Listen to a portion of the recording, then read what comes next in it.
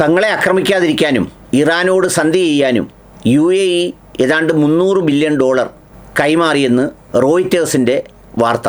അത് പാടെ നിഷേധിച്ചുകൊണ്ട് UAEയുടെ വിദേശകാര്യ മന്ത്രാലയത്തിൻ്റെയും അതോടൊപ്പം തന്നെ UAE സർക്കാരിൻ്റെയും വിശദീകരണം കഴിഞ്ഞ ദിവസം പുറത്തു വന്നു.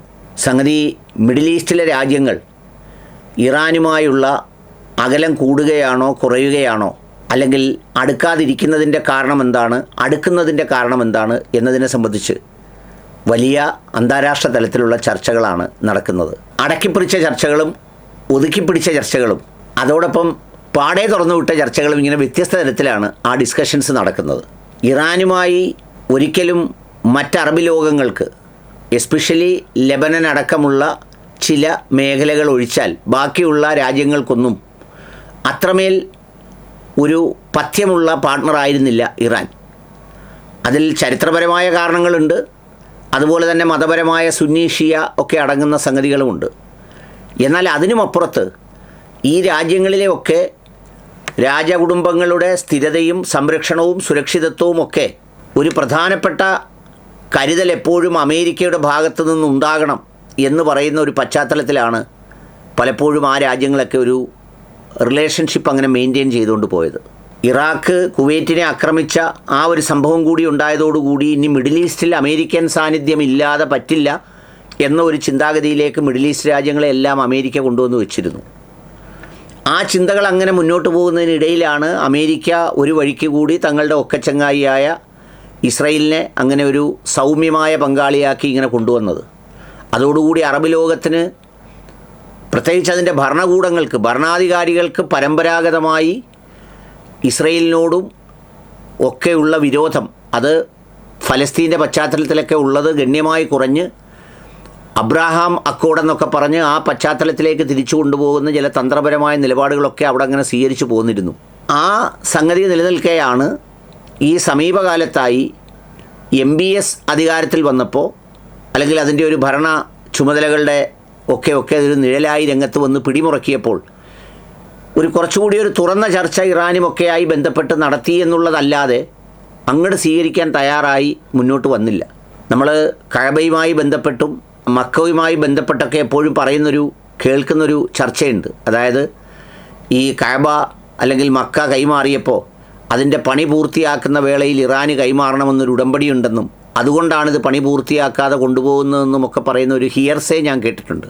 അങ്ങനെ ഒരു ഉടമ്പടി ഉണ്ടോ ഇല്ലയോ എന്നുള്ളത് ഞാൻ പരിശോധിച്ചിട്ടില്ല. ഇപ്പോൾ പറഞ്ഞു വന്നപ്പോൾ എൻ്റെ മനസ്സിൽ ഓർമ്മ വന്നതാണ്. അങ്ങനെ പല കാരണങ്ങളാൽ അത്തരം ചില സംഗതികളൊക്കെ ഉണ്ട്. എന്നാൽ ഇഴപിരിയാനാവാത്ത വിധം പേർഷ്യൻ സംസ്കാരത്തിൻ്റെ ഒരു പാരസ്പരികത അവിടെ നിലനിൽക്കുന്നുണ്ട് താനും. ഷിയാക്കൾ ധാരാളമുണ്ട് പല രാജ്യങ്ങളിലും, അറബ് രാജ്യങ്ങളിൽ, ഈ മിഡിൽ ഈസ്റ്റ് രാജ്യങ്ങളിൽ. ഷിയ വിഭാഗത്തിൽപ്പെടുന്നവർക്ക് ഹജ്ജ് ചെയ്യാനും ബാക്കിയുള്ള കർമ്മങ്ങൾ ചെയ്യാനുമുള്ള അനുവാദമുണ്ട്. അപ്പോൾ ഒരു കൃത്യമായ അകലം, വ്യക്തമായ അടുപ്പം എന്ന് പറയുന്ന ഒരു സിദ്ധാന്തത്തിലാണ് ഇത് മുന്നോട്ട് പോയിക്കൊണ്ടിരുന്നത്.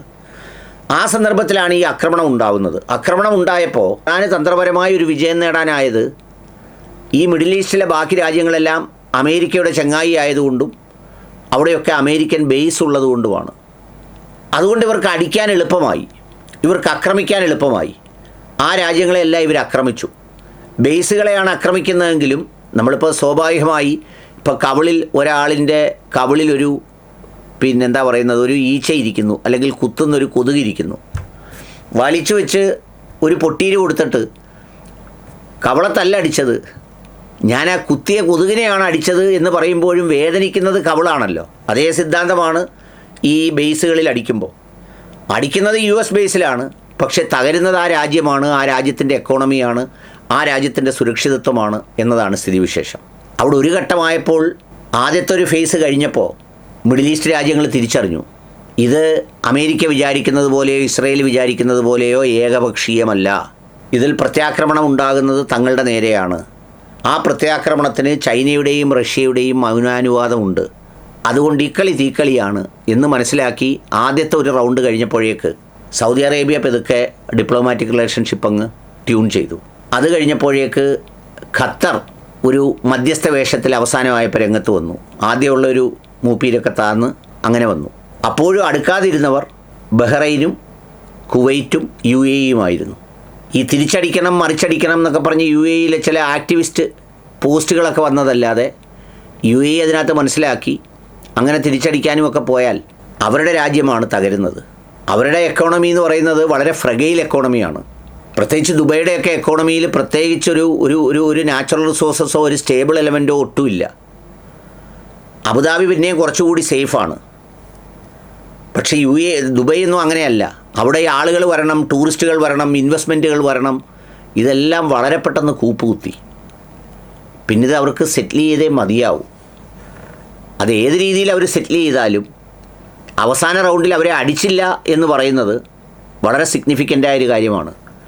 ഇറാൻ അവസാനം അടിച്ചത് കുവൈറ്റിലും ബഹ്റൈനിലും മാത്രമാണ്, UAE തൊട്ടില്ല. ആ തൊടാതിരുന്നതിന് പിന്നിലാണ് ഈ സാമ്പത്തിക ഇടപാട് നടന്നു എന്ന് പറഞ്ഞ് റോയിറ്റേഴ്സ് റിപ്പോർട്ട് ചെയ്യുന്നത്.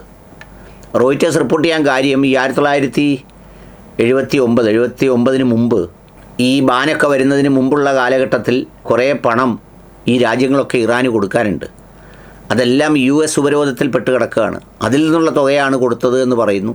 പക്ഷേ ഈ സന്ദർഭത്തിൽ കൊടുത്തു എന്ന് പറയുന്നത് രണ്ട് രാജ്യങ്ങൾക്കിടയിലുള്ള ഒരു ധാരണയ്ക്കും അല്ലെങ്കിൽ ഒരു തലയെടുപ്പിനും മോശമാണ്. എന്തായാലും UAE അത് നിഷേധിച്ചിട്ടുണ്ട്. അങ്ങനെ സാമ്പത്തികം കൊടുത്തിട്ടേയില്ല, അത് വെറും വ്യാജ വാർത്തയാണ് എന്നാണ് പറയുന്നത്. എന്നാൽ റോയിറ്റേഴ്സ് ആ സംഗതിയിൽ ഉറച്ചു നിൽക്കുകയും ചെയ്യുന്നു. സംഗതി രണ്ടായാലും പഴയ വിൻസ്റ്റൺ ചർച്ചിൽ പറഞ്ഞ പോയിന്റിലേക്ക് മിഡിൽ ഈസ്റ്റ് എത്തിയിട്ടുണ്ട്. നിങ്ങൾക്ക് അവരോട് യോജിക്കാം, വിയോജിക്കാം, പക്ഷേ ഇറാനെ അവഗണിക്കാനാവില്ല, അവരെ അടിക്കാനാവില്ല. ഇനിയിപ്പോൾ അത്തരത്തിലൊരു സെറ്റിൽമെൻറ്റ് ഉണ്ടാകാത്ത രണ്ട് രാജ്യങ്ങളാണ്, ഒന്ന് കുവൈറ്റും മറ്റൊന്ന് ബഹ്റൈനും. ബഹ്റൈനിൽ ഏതാണ്ടൊരു ഷിയാ ഭൂരിപക്ഷം നന്നായി ഉണ്ട് എന്നാണ് പറയുന്നത്. അപ്പോൾ അവിടെ ഈ പറഞ്ഞ ഇറാനെ അങ്ങ് വല്ലാതെ കയറ്റിയാൽ എന്തെങ്കിലും സംഭവിച്ചു പോകുമോ എന്നൊക്കെ അവരുടെ ഭരണകൂടം ഭയപ്പെടുന്നത് കൊണ്ടാണ് നല്ലൊരു ഗുണ്ട ഞങ്ങളുടെ കയ്യിൽ ഇരിക്കട്ടെ എന്ന് പറഞ്ഞ് ഇവരെ വെച്ചേക്കുന്നത്. അപ്പോൾ ഇവർ ഗുണ്ട അല്ലെന്നറിയുമ്പോൾ ഇനി എന്താണ് സംഭവിക്കാൻ പോകുന്നതെന്നുള്ളത് വരും കാലമാണ് ഉത്തരം നൽകേണ്ടത്. അപ്പോൾ അതൊരു വലിയ ചർച്ചയായി UAE കാശ് കൊടുത്തെന്നും UAE അങ്ങനെ കൊടുത്തിട്ടില്ലെന്ന് നിഷേധിച്ചതും.